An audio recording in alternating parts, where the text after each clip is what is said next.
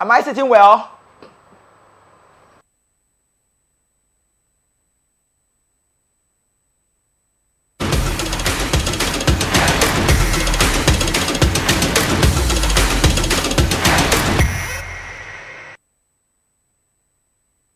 It is a Monday, Tuesday, Wednesday, Thursday, and it's a Friday. Welcome to the Sports Republic. Feeling very excited today. Maybe just because Nigeria Super Eagles got the result right. When I said it's a Monday, you might feel like, oh, is it really doing a Monday thing? It's a Friday. Because on Thursday, the Super Eagles got the result right, and then we talk about the Sports Republic show. This is the best place to be on Voice of the People Television, the Sport Time Out, Sports Republic. Let's start the show this morning from the local news. And local in Africa, talk about the South South, where Victor Oliseh wins the Man of the Match award for the Nigerian Super Eagles against Cote d'Ivoire. The 34th edition of its kind, Nigeria Super Eagles got the result right yesterday. So let me start the show by saying congratulations to every of Nigerian people, Nigerian fans who love football, and also it's for every of the players who got the result right. And also, it's a great day.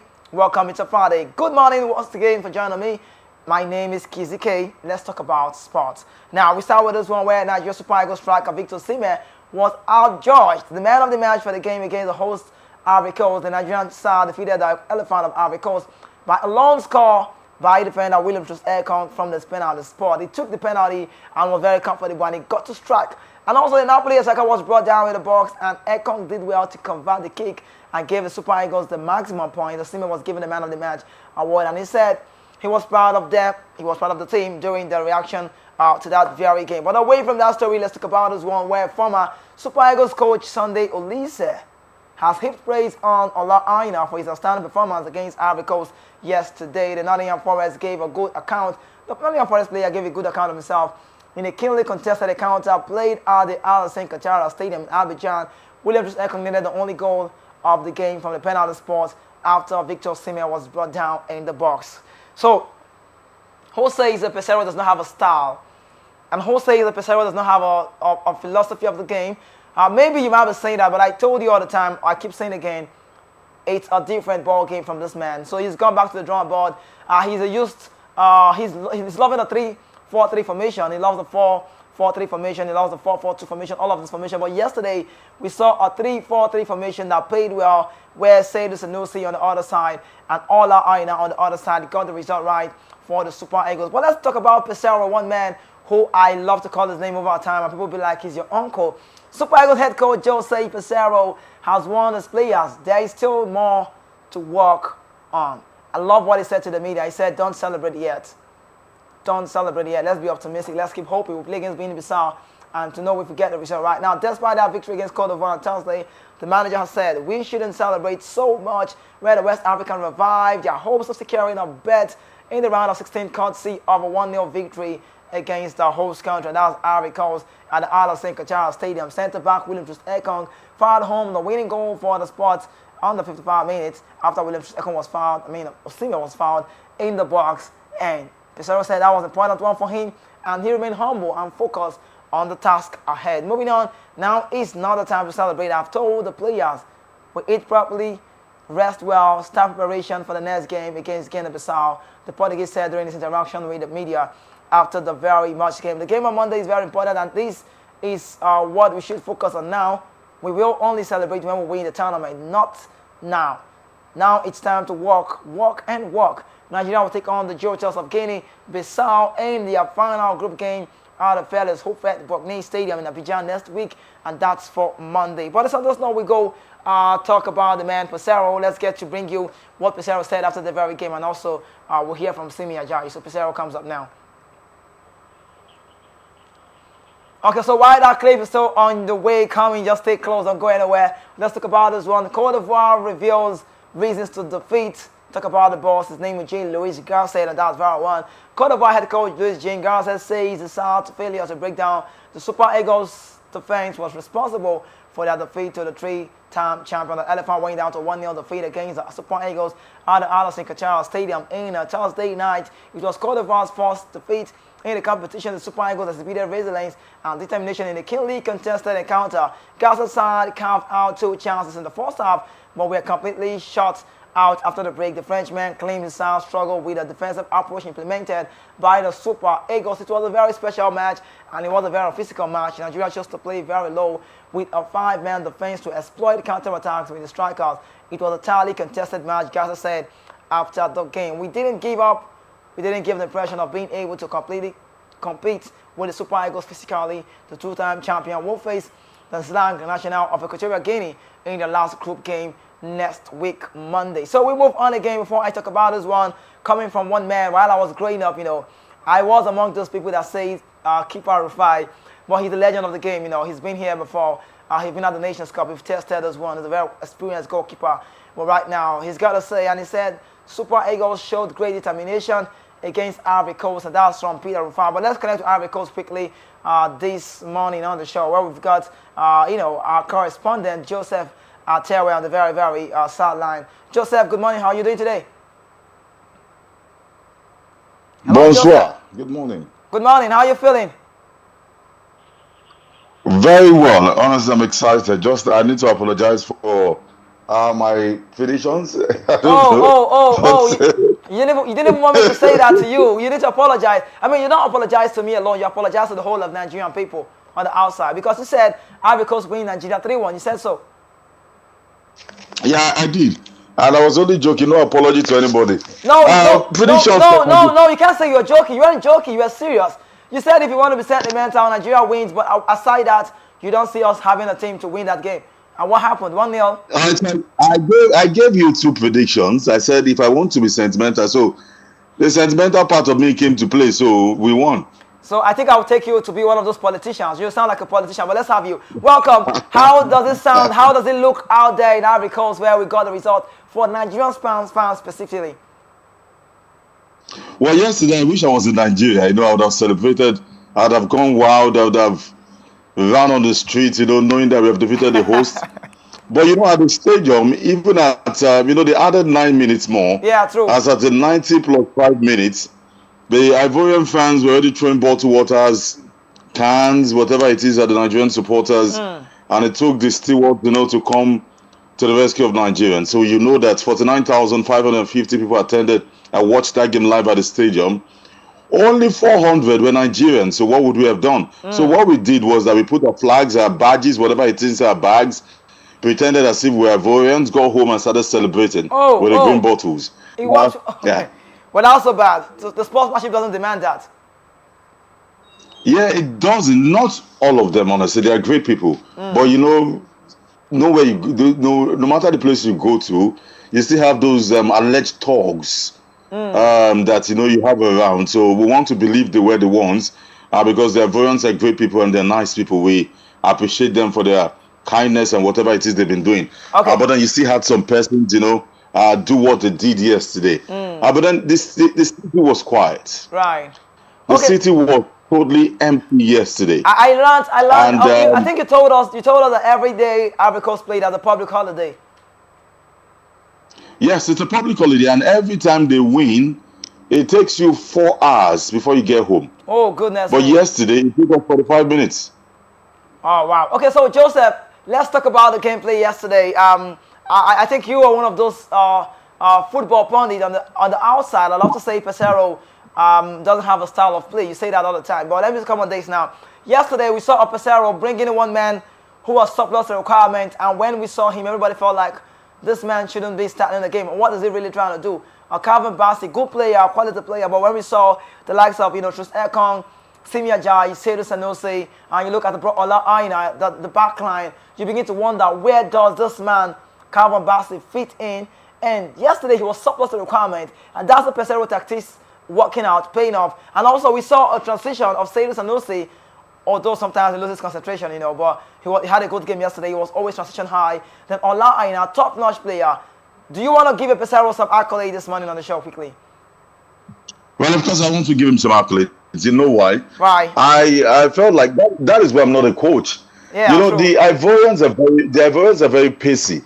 Very pacey. Right. And you need a defender who can match man to man. Ola, my own man of the match. Right, everybody did so well. Was very exceptional yesterday. And alongside Calvin is also fast. Right. If you watch Calvin before he got to the English Premier League. You understand what I'm saying? Even at Right, Fulham, he's a right. massive player. So it was man for man. And that game, even though it ended 1-0, it wasn't boring. It was an end-to-end game. Right. Everybody played. Yeah, and to be honest, the defense line did really well. Yeah. Trust Ekong, where has he been? Really? Are you that good? Right. They kept asking Very questions. effective and so agile yesterday. Yeah, so I mean, if they can bring out their A, they brought out their A game yesterday. If they can keep doing that, then of course we can go far in this competition. I'm not saying winning, but we can go far because I'm still waiting to see what Cameroon will do to Senegal before I believe, bring them back to earth. Okay, so but yesterday, what Jose Petrel did was to bring Ivory Coast back to earth. Let them know because the noise was too much. Right. Yesterday, we were being forced at the stadium to take pictures. They bring their cameras with no respect, nothing lavish or motion, saying I don't know. What is that? What are you saying? It was the ego for me. What is that? You spoke French for me. Okay, no, so, of course I don't okay, Joseph, stay with me. What is level 12? I don't know. Right. Stay with me. Let's talk about this one now. You made mention about this one. Let me hold you. Let me hold you on this one now. Let me use it the other way like we use in Nigeria. They will be not go anywhere. So now let me say this now. Yesterday I'm trying to hold you on what you said. I recall you talked about he paid off, right? Kenneth Emerua, when he came back, when he joined the defense before the close of the game. So I could say Kenneth Emerua gave the defense line a weight. But let's look back at the player who you call lanky player. He's actually lanky. I'll talk about Simi Ajayi, who for me looks very calm and collective. He's so intelligent in the brain. I saw many runs that Sekou Fofana tried to drive into the box and, Simi Ajayi stopped him. So I want to talk about now the combination, the back line. Kenneth Emerua coming in, the Nigerian Super Eagles not absorbing the pressure. And that's a work I feel Pesero needs to do. What do you think Pesero needs to do now? Because we've seen where we are headed. At the end of the game, we struggled a little bit. And we almost conceded goals, if not for some of the changes and Paulo Nacho coming and holding play. All right, so I totally agree with you. In talking about the lanky striker, I might be wrong there, but then I think like I enjoyed the partnership of Semi Ajayi and William Troost Ekong. Right. Not that of him and Ekong and Kenneth Omeru, because I believe that the instruction that was given to Kenneth was, see, this is no time to pass the ball. Right. If you look at what Kenneth was doing, was to swipe the ball out of our area, and that was what he was doing. Yeah, that was what he was doing. So I think that was the instruction for Semi Ajayi. And with all due respect to him, he did really well yesterday. So I don't totally take those words back, because see, if you want people to judge you, right, and give you kudos, you have to be consistent at what you do. So you cannot play a game and the next 3 games you are not up to that standard. He's not been bad. Joseph, he's not been bad. The first game he played against Equatorial Guinea was also okay. We've barely seen flaws from Simi Ajayi. He's only a calm player. We've seen defenders like that. The likes of Virgil van Dijk, they're not so aggressive, but they're just collective. They watch the game, they read the game, and they're very intelligent. They know they're lanky. When it's talk about Van Dijk, Ajayi, he knows he's actually lanky, but then he's physical when it comes to the physical time. Yeah, he is. So kudos to him. His partnership with William Troost Ekong was very good. And I must give kudos to the back 4. Right, the 2 and the 3 also did well. I honestly, I feel like his stock would rise. What a player. Right. What a player. I was sitting with an Ivorian journalist and he said, who is this man? I said, he plays for Nottingham Forest. He says, he plays with Boli? I said, yes. Yes. And Joseph, of course, that's my man of the match. Joseph, I was actually having a chit-chat with a friend before I came on air, and I said to him about Aina. He plays for Forest, and he said to me, this guy is way bigger than Forest, and it got me laughing. We've seen his attributes. Daniel Amokachi, let me quote him on the show this morning. Amokachi is always saying, Ola Aina has got a lot to offer. He's just scared of not, bringing it out. He's got a lot of attributes. And everybody says, man of the match for me, MVP, will go with Aina. But why would you say, why did he go to, although I know, but I would love to get your take. Why do we see the MVP going to Victor Osimhen? All right, so we sat down yesterday because we spent 10 minutes.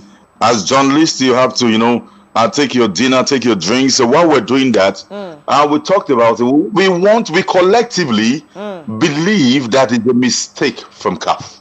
You think it was a mistake? Because we watched that game. Okay. We believe it's a mistake. They've made mistakes like that they came out to apologize. We want to believe it's a mistake. So what they're judging, what they're using rather is Victor Osimhen winning that penalty, which brought the only goal of the game. Right. So if they're giving you man of the match, they look at the amount of goals you have scored. Right. So if you are joint top scorer in a game, they look at the amount of assists. So before they go to your influence, they must have looked at the goals and the assists. So they just believe that Oliseh was very influential in that game. Right. But then the crucial point, what mattered the most? The goal. How did we get it? Who caused that goal? Victor gave the ball to Ekong to take, which Ekong also confirmed to us at the mix zone. So I believe that's the angle CAF came from. Yeah. But it also corrects them because we've seen games where CAF has given defenders a man of the match. Right, we've seen that. Bowling won it against that because even though he got a goal, who cares? But it was very instrumental. Oliseh should have won that. So we collectively want to believe with the little experience we have that was a mistake from CAF. Okay, so I'll take that from you. Everybody did say that. Some say they would have given to San Jose, but he left the game. Some want to say, Aina. Some want to say, Victor Osimhen. But I understand why Osimhen was giving that. I really do understand for the fact that he was a team player yesterday. He was making all the right runs, returning it back, going up there. But if you want to say the way it is, I mean, and Aina should have been giving that. But something struck my mind when the penalty came. For every number 9, every striker, every traditional box player who want to be in the box to score goals, would want to take that penalty. Let's talk about the penalty taken by Ekong. I understand that Paul Salonika in the Greek side, he plays the penalty. He's very composed, well-experienced guy in that penalty spot. But yesterday, it wasn't the time to bend the penalty on the one side. He just struck the penalty. That was like a shot. He knew the keeper was going to go the other way. So why did Victor Osimhen, who everybody felt like he wants to be in the record book, to go in the boat, if you don't get opportunities like this, at least the penalty, you should take the penalty and score a goal. Why trust Ekong? All right, so that is why you have your man here in Joseph Atewe to give you exclusive. Right. And yeah, of course. So we were at the mix zone. We spoke to the players, and if you listen to William Trust Ekong, okay. If you listen to that audio, you'll hear what he said. Victor asked me to take it, and he sent a message actually. What he's saying is that it's not about Victor. It's not all about Victor. It's about the team. If we had lost that penalty, it would have changed the dynamics of that game. Right. It would have changed everything about that game, and killed the morale. That joy, it would have killed everything in every Nigerian out there. And so Victor asked him to take the penalty. Victor should have taken it. But Victor knew all out. Okay, if Victor said he should take the penalty, was that to say that Victor Osimhen was scared, or he wasn't confident enough? Yeah. He wasn't confident enough. Not that he wasn't confident. He doesn't want to take risks. See, even at the stadium, the Ivorian fans at some point joined us in shouting Victor Osimhen. All eyes was on him, and of course, a very crucial moment like that. Right. It doesn't want to be in trouble. It doesn't want to spoil the mood. If he loses it, there's nothing we can do to Victor. Exactly. But then let's convert it. Let's give it to Ekong, a more calm player. Let him take this. Okay. If we're leading 3 goals to nothing, he would have taken it. But we needed that goal, and he believed that Ekong would score. So it was in the best interest of the team and Nigeria at large. Trust me, Joseph, every of the Nigerian player for me deserve acknowledgement, accolade, because I know how the Ivorians line up. That they have this one man who's 20 years, Diomande. I love the way Diomande was all about Victor Osimhen yesterday. It was like a business, even though the penalty came, right? But I also love something about the Ivorians. I love the midfield. Looks very compacted, although we struggle a little bit to get on them. They are heavy players. Sekou Fofana, I'm not surprised to see him play week in, week out with Cristiano Ronaldo in Aina. I know how it works. And also Sangare. These both guys love to drive. But we should give credit again to one man, the Brentford guy, who was sitting deep and he was doing amazingly well for himself, Frank Onyeka. What's your take about it, man? Well, Frank Onyeka surprised me yesterday. Everybody saw that. The entire team surprised me yesterday. Right. The entire team surprised me yesterday. I was getting tweets and messages on WhatsApp. Like, what did the coach tell these players? I mean, I actually said I don't know. Right. I was actually waiting for the mix zone, and they tried to be professional about it. We just got out there, do a job, and blah blah blah. But we know something happened yesterday. Exactly. It's the same energy we want them to bring to the table in every of the game, and Nigeria would just easily clinch their fourth title. I can confirm to you that some of the big guns will be out of the group stage. Ghana, I can tell you, is out. Honestly, I don't know. I'm not a prophet. We know we have best losers. Can we judge by now? Can we say that? Yes, we've played 2 games. Ghana have 1 point. Right. That's and true. If you're picking best losers, they're picking just 3. Right. So if you look at Nigeria's group, we have 4 points. Equatorial Guinea has 4 points. Ivory Coast have 3 points. No matter what, one will come out of there. Right. So we are also looking at the Cameroon versus Senegal game, which we believe might end in a draw, or Cameroon edging Senegal, or Senegal edging Cameroon, whichever way. Right. So it might be difficult. And one of the biggest upsets again can be the Ivorians leaving early. Because the Equatorial Guineans, those guys, I don't know where they get their inspiration from. Right. They want to win, and the Ivorians are beatable. Right, that's true. You understand what I mean? Right. So that might be one of the biggest upsets. So back to your question, the entire team, I feel like they impressed me yesterday, and we kept asking questions. So Pesero did something that looks magical. So it got me asking you this question: Oliseh Yusuf, if he returns back to the team, do you think there's a space again? Yeah, of course there will be. We missed him yesterday. If Oliseh, remember they used the 3-5-2 formation. Yeah. If Oliseh was available, it means that was him, the other guy that played with Alex, trying to remember the entire squad now. I'm trying to get their names now. The guys that played in the midfield, but when I get that, I'll let you know. But what team, one of them would have dropped. It means that Alex would have. What team are you talking about?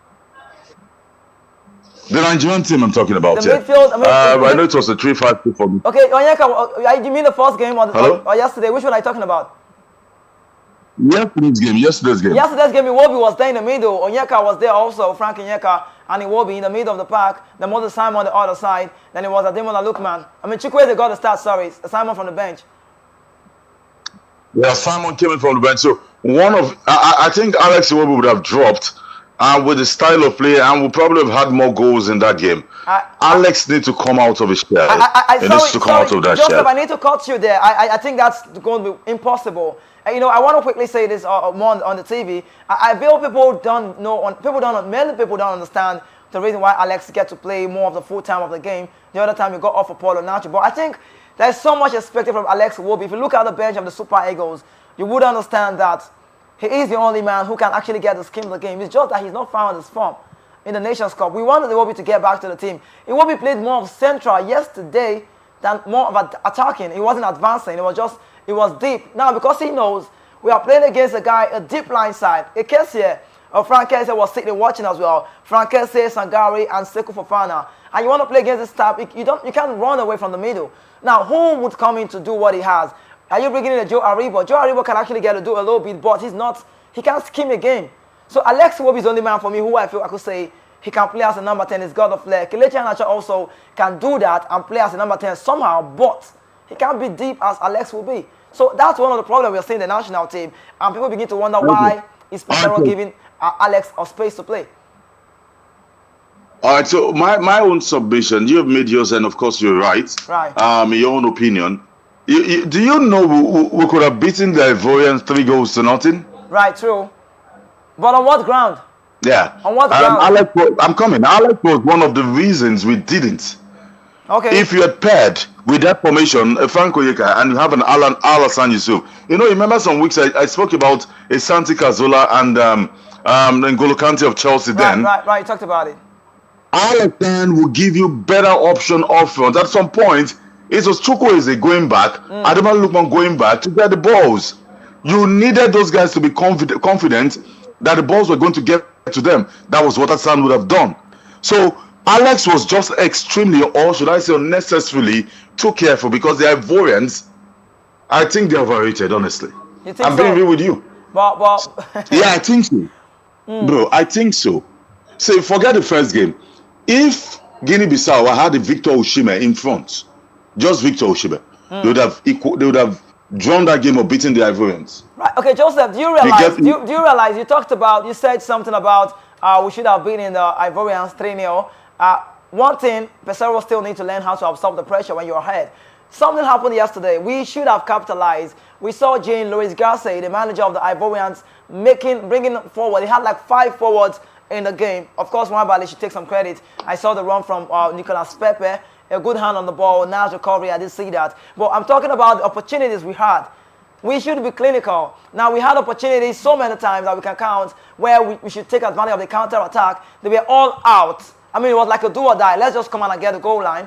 And I felt the Super Eagles needed to get the goal. We saw a run from, what's the name? What's this guy's name? The guy that came from the bench. Bright Osai. Samuel Osai, yeah. He made a wrong one. Yeah. Samuel Chikwueze also got in the middle of on the box. He should have set the ball. Simon and Aina made a run. And we didn't do that. We didn't capitalize on the counter-attack. So, but I get your point when you talked about it will be. But I will let you know as well that Frank Onyeka is defensive. Allows Sam to be defensive as well. So it will be, like I said again, has got a lot of work to do. I'm not going to be surprised to see it will be start against Guinea-Bissau. Well, of course, against Guinea-Bissau, the pressure will be a little bit less. We need to. Well, I'm speaking as a journalist here because we need to remain here in Abidjan, because if we leave Abidjan, it becomes extremely expensive for us. But for the players, who cares? And we need to finish as first, and I believe we can. So what we need to do is beat Guinea-Bissau. We are on 7 points, and Equatorial Guinea against Ivory Coast. Whichever way, who cares? I mean, we have gone as first, and we will continue to play at the Qatar Stadium. That is what we know for now. Don't forget that last game is very close to the Media Accreditation Center, the La Police de la Chambre, La Potion. Yeah. That's where they'll be playing. But we want to finish first to remain in Abidjan. And if we don't, we might be moved to another place, which will be a new terrain entirely. But let me go back to the Victor Osimhen and Alisson stuff I'm talking about. Right. Do you know that at the defense line, the Ivorian defense line, who were behind them, we sat behind them. There were some dirty runs the Eagles would have made, and Alisson was that man. Okay. Alex, we've had this exclusive interview with him where he says he regrets what happened in Cameroon, where he came in after 10 minutes, he got red card. He's been too careful when playing for the national team. There's some runs you can make. Would have silenced the Ivorians in the first 45 minutes. We would have. I'm telling you, the Ivorian team is overhyped. And you spoke about the manager too. The manager was playing to the cards of the fans. Oh, okay. The fans were shouting, change, shoot. Anytime bullies with the ball, shoot. Anytime change. How do you bring in 3 players at 60-something minutes where the game is still all square? As a manager, you wait. What if you get a goal? What if you need defenders? What if you need to attack? So I feel like that was, with all due respect, it was stupid from him to have 3 players at the same time when he had just 5. All right, Joseph, before I let you go, let's talk about us one now. The game played yesterday, Mohamed Kudus. He's so good that Saudi Arabia called him Kudusa. I love to talk about Kudus anytime. He's a very quality player. And ever since West Ham got understanding of this Ghanaian, he's been amazing. I mean, it felt like a Declan Rice did not leave in West Ham. No, not the same role, I understand. Gerard Bowen advancing to that other side, and Kudus playing the left side, from the right side for West Ham. And in the first game, he was not involved. I love the Ghanaian set of players. Semenyo, quality player. Talk about, Mohamed Kudus, Jiku. I'm loving Jiku, coordination in the back line. But let's talk about what, like you said, Ghana's fate yesterday. Ghana, for me, should have won the game. But I saw something about the Egyptians. The resilience, the urgency, the character they proved yesterday. This side literally played for Mo Salah yesterday. When he got up, I felt like I saw the best of the Egyptians. But Fatih, the guy that came from the bench, also was amazing. The Egyptians, are they going to leave the group? Are they coming out positively? Well, very difficult. Honestly, that group looks like a group of death for me. And just as you said, the Ghanaians should have saved themselves some blushes and, get that win and, qualify. So where we are is the eastern part of Kopiogon. Okay. There's also the west, so that's where the Ghanaians is. But before we go home, we must pass where they are. So we passed in front of the stadium. Right. It was a very, very dark night for the Ghanaian fans. So you know that Ivory Coast is a beautiful town. In the night, you have journalists from different countries, party together with the beautiful fishes. But yesterday, that did not happen. So it was a quiet night for the Ghanaians. But talking about the chances here, I feel like it will take the grace of God for them to qualify, because let's properly analyze this. Right. So the Egyptians have 2 points. Okay. It means that the Egyptians must win the next game 5 for them to points. advance. The Ghanaians must win the that's next game and hope. Right. And hope, yeah. Yeah, and hope. So when you hope, even when you do and you finish third, you want to qualify as best loser. Right. Am I correct? And you have just 3 teams going through. So maybe tomorrow I can give you a clear analysis if the Ghanaians will be going through or not. But for now, I think it's still hanging. I'm probably sitting on the fence. Okay, so last one. Let's go back to the Super Eagles camp. Talking about the way they played yesterday, I must comment on the manager. I love what I saw yesterday. Pesaro, I felt like he went back to the drawing board to make sure everything looks all right. I love the Paulo Anacho coming in, holding on play, and that was like a methodology for me. I mean, he came in very confident, and you can't get the ball off my feet, but you rather found me. We saw Sangare playing some tired-looking shots. The Seko Fofana was tired. Look at all of these guys. I mean, good team they are, actually. But lastly, Victor Osimhen, let's talk about him again quickly. My opinion, I don't know about you, though. I think Victor Osimhen still lives under pressure. He's trying, knowing fully well in his head, I've got the fans, I'm the African Player of the Year, everybody's watching me, I've got a lot to do. I think Victor needs to just relax his mind, be calm a little bit, and enjoy his game. No, I totally disagree with you, honestly. Okay. If you look at the amount of goals Victor has scored for the national team, check the pairing. It's always Kelechi Iheanacho. Okay. There is something. You have to find a way to bring in that guy into the fold. And I think Oliseh is playing with a head, like journalists, because what he told us was different. For what he said, you would expect Kelechi Iheanacho to start. You would expect some other players to start. So I think he's playing games with the journalists, knowing how terrible we can be sometimes. Right. But I think that he should find a way, and he should try that in the last game. If we get the points, we're true. Try that in the last game and see if it works. Because after the group stages, there's no second chance. Okay. It's either you win or you're out. So Joseph, he needs to try that. The what you're trying to say, your point now says that he's not under pressure. Or you feel Kelechi Iheanacho is the reason why we've not seen the best of Osimhen. How many clear-cut chances has Victor had? Okay, has he even seen those parties? Okay, let me say this to you. Let me say this to you. I'm not talking about, when I talk about generally about Victor Osimhen, right? I'm not talking about the goal scoring chances alone. Maybe that's where you're looking at it from. I'm talking about his runs, his gameplay. Even when he makes the run to the left side, to the right side, his gameplay and everything. He's touching this ball. He's playing this game ball. That's not the regular Victor we've seen. Okay, so look at how these things have been played. Right. Nwabali sometimes launches a long ball to Victor. The defenders, the African defenders are not fools. They are not sorry to use the F. They know what they're doing. They know how difficult a Victor can be. So sometimes you have 2 players behind him. So how does he maneuver? Sometimes if they throw the long ball, you have 2 players behind him. If it's a corner kick, you have 2 players with him. So how does he work? How does he even score those goals in Napoli? Have you seen the way they play? Right. Those passes, in Yoruba they call it Tancho, Ako Yoni. Do you understand? You need those passes. He positions himself well. Joseph, you need those passes to come out. So I do not see that from Alex. That's what I'm saying. Okay. Kelechi should come into the field. I now know where you're coming from, but I feel like what you're saying is right, but I think you don't understand what I'm saying. You're saying it from the goal part, but I'm just talking about general play. I've seen a game where Napoli play with Bologna side. I've seen a game where they play with Hellas Verona against the Cagliari side, and Osimhen don't score, but he's literally part of the team. I know what I'm saying. When they've got Zelinski, Vichogara, Scalia, Meret, wonderful team, and Gisa, all of those, it works. But that's okay. Whichever way, I just pray he keeps scoring goals. He's got 1 goal, an assist as well. And we are believing, just hoping, maybe he gets to win the goal in the football. He looks very, very, shy. But okay, so I'll let you go now, Joseph. I'll let you go. Thank you so much for staying around. I'll let you go. Thank you. It was a nice time having a chat with you all the way from Ivory Coast. We get to talk again. You give me more of the analysis. Later this evening, we'll have you, Joseph. Are you there? We'll talk with you later on the evening. Yeah, definitely. I'll be with you guys. Because there's an after party, with the beautiful fishes. So, you want to attend the party? Yeah, let me just put this in. That for the first time, we've been covering the African Cup of Nations. We're in Egypt, we're in Cameroon, and this is the first time in a very long time that we'll be having back-to-back media pally with the Super Eagles of Nigeria. Wow, that's big. They want to hold us. Okay. Yeah. You talked about fishes. Let me leave you on that. Thank you so much, Joseph, for staying around. Thank you so much.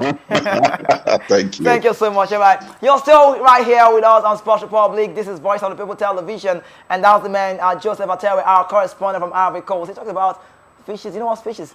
He got fishes. But we'll go on a quick break right now. When we return, the show continues. I've got that one for you very much intact about Pesero. Don't forget, you just might be wondering why. We're talking more about the Africa Cup of Nations. It is the most sports training right now on the African soil and also for the world at large. But I understand the Australian Open is still there in the world of tennis. But we're going to break. Don't go anywhere. Keep watching Voice of People TV. I'll be back shortly.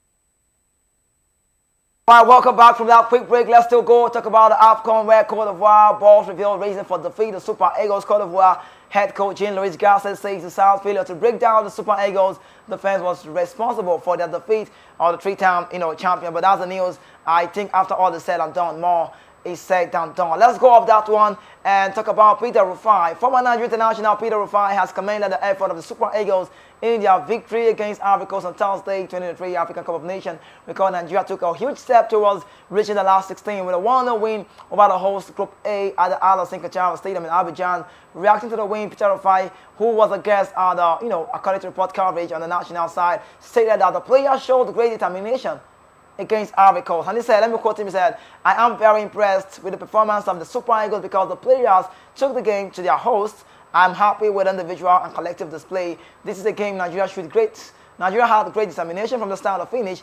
I'm really proud of the performance. The result meant Nigeria now drew level with the Equatorial Guinea on 4 points in the group, while Ivory Coast have one more game to play. And away from that, Trust Ekong in the news, but the Super Eagles talk has been amazing and we've been enjoying it. I could say congratulations to all of the Super Eagles players who got on the result. And the AFCON news, teams now afraid of Super Eagles coming from Kanu Nwankwo, the 1996-99 African best player, two-time African Player of the Year. Kanu Nwankwo has said teams are now afraid to play the Super Eagles of Nigeria following the 1-0 win over Cote d'Ivoire at the 2023 African Cup of Nations. The Super Eagles picked up their valuation points.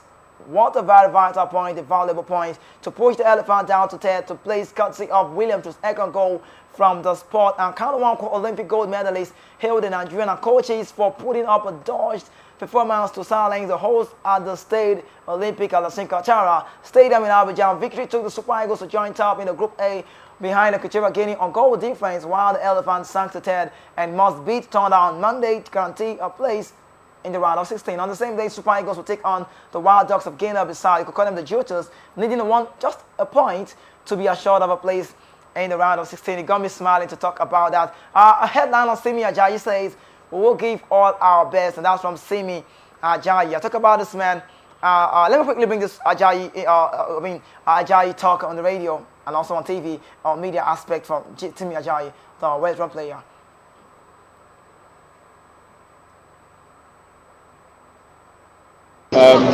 Sunday's result wasn't what we wanted, but we got what we wanted today. We still got another really big game, so nothing's complete yet. But we'll enjoy this victory and start preparing for Monday. How much of assurance are you giving to Nigerians that will be leaving this group? Because Nigerians are still skeptical about the Eagles coming out of this group. Listen, we're focused on ourselves. We need to block out the outside noise. We have our full belief in the squad, and like I said, we've got another really big game on Monday. So nothing's been achieved yet. We'll be giving our maximum to make sure that we finish and get the job done on Monday. All right, finally, it's been back-to-back start for you. There's been this confusion about the Super Eagles first 11. Are you confident that you're part of the first 11? It's down to the coach. If I'm called upon, I'll give my absolute best to represent my country, and that's all I can say. You're always on the verge of saying what he wants to do well for the Super Eagles. Now to have Simi Ajayi on that very one, you heard him. That was Joseph Atewe doing the job right. So we go off that one. Simi Ajayi is being focused, optimistic that yes, we will get to where we need to be. Now, former Lagos State Governor Akinwumi Ambode was seen celebrating with friends in Cote d'Ivoire as State Alassane Ouattara on Thursday after the Super Eagles defeated the host country now because with this significant win, the Super Eagles now stand at 4 points, placing them in the second position just behind Equatorial Guinea, who also have 4 points. For upcoming challenge for the Eagles in their final group stage will be against the Guinea-Bissau on Monday, that's January 22nd, while Cote d'Ivoire will face a must-win match against Equatorial Guinea in the bid to advance in that very one. It's been amazing, wonderful Nations Cup for me. The 34th edition of its kind has been like a goal galore. Equatorial Guinea also trashing Guinea-Bissau. We saw that one, a hat-trick by Emilio, they called him Lopez, and Jose Miranda's strike was enough as Equatorial Guinea trashed Guinea-Bissau 4-2 in the Group A fixture of the 23 African Cup of Nations. Let's go up that one and talk about the Egyptians are picking up a hard-fought draw against the Black Stars in the last game of the day. That was for yesterday. The senior national team of Ghana, the Black Stars of Ghana, right, got a 2-2 draw against the Pharaohs of Egypt in a very high-press game. And when you heard me talk about this one with our correspondent, Joseph Atewa, you heard me say that, and I will say it again. We want to see teams like this. The Egyptians were good yesterday. When Salah got off the game, Ofati came in and was amazing. El Nani, Hergazi, all of those guys. So no disrespect to the Ghanaians, but they disappointed me, my point, because I felt like they should have won the game. Mohamed Kudus making all the right runs. Inaki Williams should have scored. You know, they were just not clinical in front of goal. But let's go off that one and talk about this one. The Colombia 2024 Falconet coach target victory over Burundi in World Cup qualifiers. Head coach of the Nigerian under-20 team, Chris Danjuma, is confident the Falconet will build on their 1-0 first leg victory in Dar es Salaam on Sunday, to send the Burundians sparking. Nigerian under-20 girls have intensified the training session in Abuja ahead of Saturday's FIFA under-20 Women's World Cup qualifying round against their counterparts from Burundi at the MKO Abiola National Stadium. Forward Janet Akekurumowe netted the only goal of the first leg encounter from the penalty spot in either time in the first half after a foul that earned Burundian defeat defender Ariela Umurewa the red card. The Falconet also had lost an early penalty kick through Chiamaka Ukochukwu, and I thought they should have gotten the result right on that very one. The year of FIFA Under-20 Women's World Cup final will be staged in Colombia, 31st August, 22nd September. Let's quickly go on to Spanish football on the show now.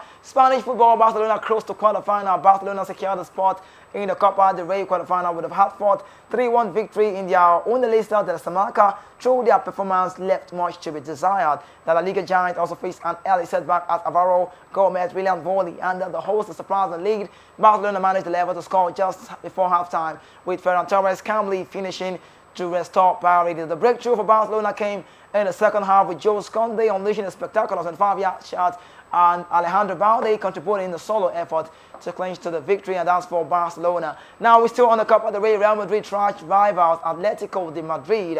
This one got me watching and I was surprised yesterday. I said to myself, there's a different philosophy of the game in this side of, talk about Simon Inzaghi. Antoine Griezmann showcased his prowess with a remarkable extra goal, like an extra time goal, propelling Atletico Madrid to victory over Real Madrid in the Copa del Rey. The action unfolded with Samuel Lino seizing an opportunity from close range to give Atletico the lead. However, the goalkeeper Jan Oblak unfortunately deflected the Luka Modric free kick into his own net, and I could say congratulations to that side. Talking about Atletico with Madrid. Now, also Saudi Arabian football, Steven Gerrard signs a contract extension artifact. Happy to keep Steven Gerrard with the club side. And also Jordan Henderson to leave for Ajax. That one is looking like it's a done deal. We saw the British man making the move all the way to Ajax Amsterdam. But we jump from that story and talk about the Australian Open, where Daniel Medvedev crushes to victory in the marathon second round match at the Australian Open. Two-time finalist Daniel Medvedev secured a hard-fought victory against Finland Emil Rusvori. That's the name, concluding the contest of a remarkable 0:340 local time in that very one. The third-seeded player, Medvedev, faced a challenging start, trailing by 2 sets, but demonstrated resilience to overcome the world number 53 that was second. That was like a first line, 6-3, 6-7, 3-6, 1-7, 6-4. Number 53 with a final scoreline in that very game. So the match spanned 4 hours and 23 minutes, reaching its conclusion in front of this pass, and that's for Daniel Medvedev getting on the result. Also still on the Australian Open, the British young lady, I love to say maybe a crush, but not on the lady, but what she does. Now, in a sprinted Grand Slam comeback, 21-year-old Emma Raducanu displayed unwavering determination, insisting she was no way she would not quite despite ultimate scrambling to the hard-fought loss in the Australian Open. The British tennis sensational faced challenging second round match against China, Wang Yangfan, and during the crawling contest which ended at 4-6, 6-4, 6-4 scoreline. Raducanu, who has been sidelined for 8 months due to a recent ankle surgery, such case showcased a resilient to injury in her fourth match back on the court. The intensity of the battle took toll, with Raducanu revealing she was throwing up during the match, and that was for Raducanu. Can we jump to the world of the NBA? You call it the basketball. Golden State Warrior assistant coach Dejan Milijovic has passed away at the age of 46. I could say our memory, our condolences from that man. And the NBA side said the Serbian suffered a heart attack at the private team dinner. That's a very bad one, I understand. We are absolutely devastated by Dejan sudden death. Sudden passing, head coach Steve Kerr told Warriors website. This is a shocking and tragic blow for everyone associated with the Warriors, and an incredibly difficult time for his family, friends, and all of us who had incredible pleasure to work with him. In addition of being a terrific basketballer coach, Dejan was one of the most positive and beautiful human beings I have ever known. Someone who brought joy and light in every single day, and his passion and death. It's one thing, it's a national call, a natural call for everyone. Everybody will go one day, someday. But what do you live for is the question. But we go back to the AFCON. It's time for me to go. I need to go. But it's a Friday, and I love to say Fridays are very, very different. You have to enjoy yourself, but the AFCON continues today. Don't miss out any of this thing. But for Nigeria Super Eagles, just be patriotic. Keep hoping. Keep supporting the Super Eagles and give them all of the support they need. But I love to do this every Friday before I leave. Shout out to those guys behind the scene keeping it cool. The man that plays the enter very well, Alex Haseyo. Thank you so much. La Kuku La Kaka. That man, talk about Manfred, can go on the line. And also my amiable producer, David, I see you on those very well. Thank you so much, Lagos City and beyond. It is still the Sports Republic. It comes your way again for next week. Monday, we'll be back on your TV screen to give you more sports right here on Voice of the People Television. I'm signing out. My name is Kizzy K. I'm the voice of the mic. Peace out.